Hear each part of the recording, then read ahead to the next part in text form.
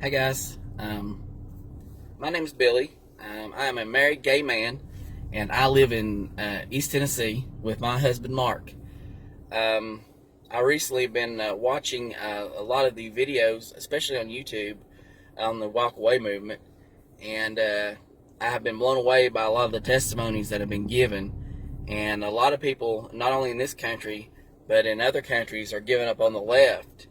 And I think Donald Trump has been an inspiration, and this whole movement that has come together is just amazing. And so I wanted to give a shout out to all you guys out there. Kudos to you. It is very hard to get away from liberalism, and you have done a great job. And just being able to come forward to say I'm walking away. My video is a little different, I guess. I don't know, maybe similar to some of you.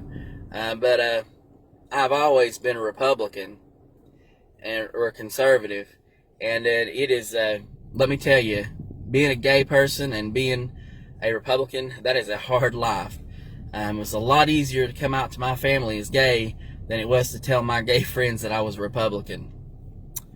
I think I have been called just about every name in the book. I remember in the '04 elections, I had a Bush Cheney bumper sticker on my car, and I went to a local club, a gay club, with my then boyfriend that I'm no longer with, thank God. He was a jerk. But, you know, I was called a disgrace to the gay community.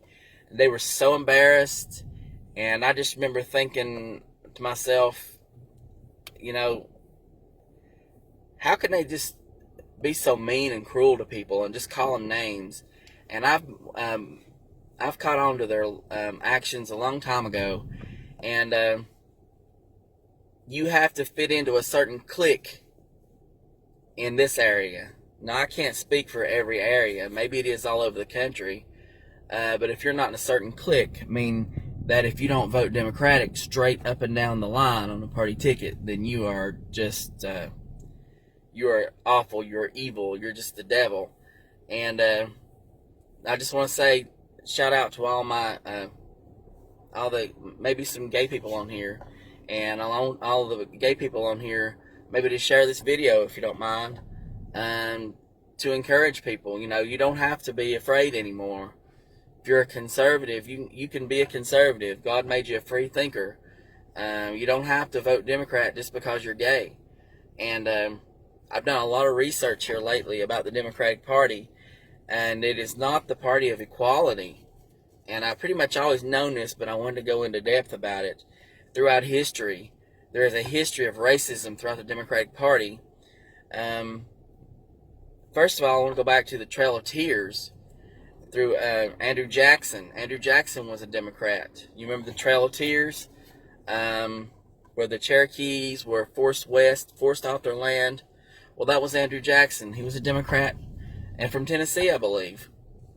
If you move forward to the Civil War, it was the Democratic Party, the Democrats in the South that were for slavery, and it was the Republicans in the North that fought against slavery. And there were some more issues to the Civil War, but the slavery was one of the main issues, was to keep it from going westward. And it was the Republican Party that fought.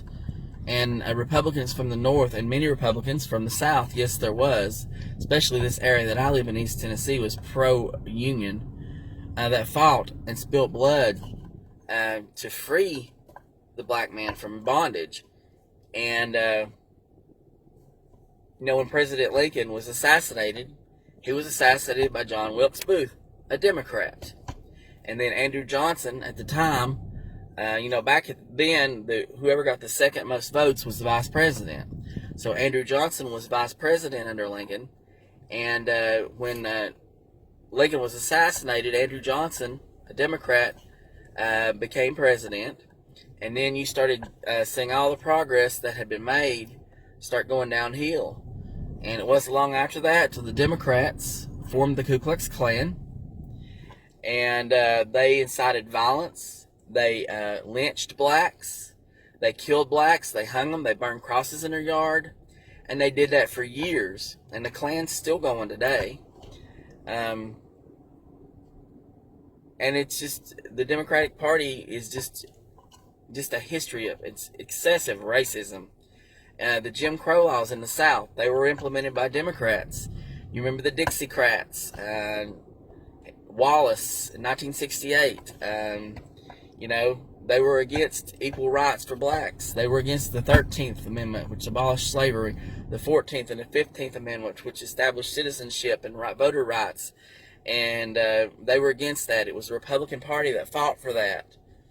And, Lyndon Johnson famously said that he would have those N-words voting Democrat for 200 years. And because he put in the Great Society, it was a welfare state. And pretty much black women were told that if they divorced their husbands, or as long as they were single, that the government would take care of them, give them housing, take care of their babies, and as long as there wasn't a father in the picture. And fathers are in jail, thanks to Bill Clinton and his crime bill that passed. The Democrats were for that, and they have incarcerated a lot of black people, probably more than any in history, because of Bill Clinton, a racist. And, it's really sad. All you hear on TV, on the mainstream news media and all these outlets, is how the Republican Party is racist. And it couldn't be further from the truth. It was founded on abolitionist ideas. And it has always been for equal rights. And all you gay people out there need to wake up. Because, I was seeing this video today about the New York Times, a liberal newspaper, supposed to be pro-gay.